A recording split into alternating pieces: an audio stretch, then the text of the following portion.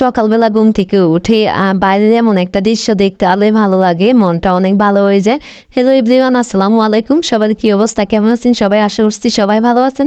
আমরা আলহামদুলিল্লাহ অনেক ভালো আছি। আপনাদের খুবই মজার কিছু রান্না আজকে আপনাদের সাথে শেয়ার করবো। তো চলেন কি থাকছে মজার রান্নাগুলো। এখানে হচ্ছে ডালে কচু ছোলা, আপনাদের এলাকায় কি নামে পরিচিত অবশ্যই আমাকে কমেন্ট করে জানাবেন। তো আমরা হচ্ছে চলাই বলি, যাই হোক এদিকে হচ্ছে আমি এগুলো কেটে নিতেছি আর এগুলো কাতল মাছ দিয়ে রান্না করবো।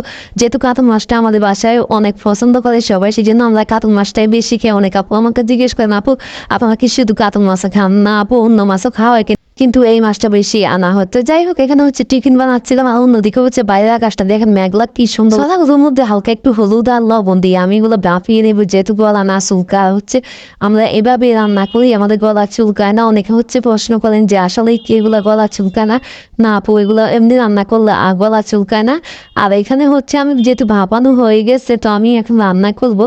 আর চাইলে আপনারা লেবু দিয়ে রান্না করতে পারেন, যেহেতু আমাদের বাসায় আজকে লেবু নেই, সেই জন্য আমি বাপিয়ে নিলাম। আর এখানে দেখেন বিড়ালটা কি সুন্দর বসে আছে, ওর মনে খিদে পাইছে। যাই হোক অন্যদিকে হচ্ছে আমি যেহেতু সকালবেলা নাস্তা করবো, অনেক সময় ব্যস্ত কারণে সকালে নাস্তা করা হয় না, তো সেই জন্য হচ্ছে এখানে পরোটা করে একটা খামি করে নিচ্ছি। আপনারা চাইলে আপনারা এইভাবে রাখতে পারেন। এভাবে যদি খামি করে রাখেন পরোটা, তাহলে অনেকদিন থাকে, কোনো সমস্যা হয় না। চিংড়ি শুটকি দিয়ে যে এত মজা হয় বেগুন ভাজা, না খেলে বুঝে যায় না। তো আমি হচ্ছে এখানে একটা ফ্যানের মধ্যে তেল বসিয়ে পরিমাণ মতো পেঁয়াজ আর হচ্ছে শুটকি গুলা দিয়ে ভালো করে নাড়াচাড়া করে, এরপর হচ্ছে হলুদ, মরিচ, লবণ, টমেটো, কাঁচামরিচ সবগুলো দিয়ে ভালো করে কষিয়ে নিলাম। পরে হচ্ছে কেটে রাখা বেগুনটা আমি দিয়ে দিলাম।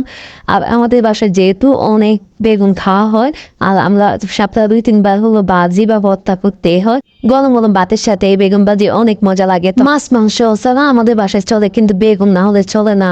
আমাদের বেগুন অনেক পছন্দ, ভাজিটা বেশি করে খাই।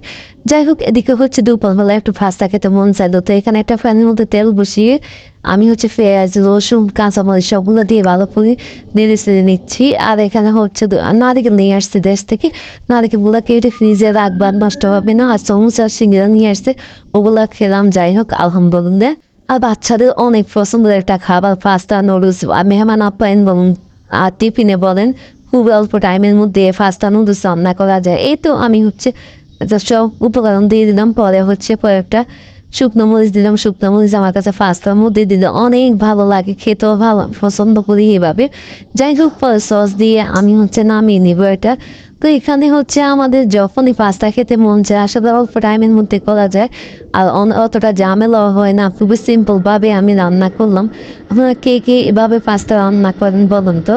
আর পাস্তা রান্না করতে কিন্তু বেশি টাইম, সবাইগুলো যেহেতু সিদ্ধ করাই আছে, তো খুব একটা টাইম লাগবে না। তো এখানে হচ্ছে আমি এটা ফ্যানের মধ্যে তেল দিয়ে পেঁয়াজ, হলুদ, মরিচ, লবণ, টমেটো, কাঁচামরিচ দিয়ে ভালো করে কষিয়ে যাচ্ছি, সবাইগুলো দিয়ে দিব। আপনারা কিভাবে রান্না করেন আমাকে অবশ্যই কমেন্ট করে জানাবেন। তো আমার ভিডিওটা আজকের মতো এখানে শেষ করছি। দেখা হবে আবার নতুন কোনো ভিডিও ব্লগে।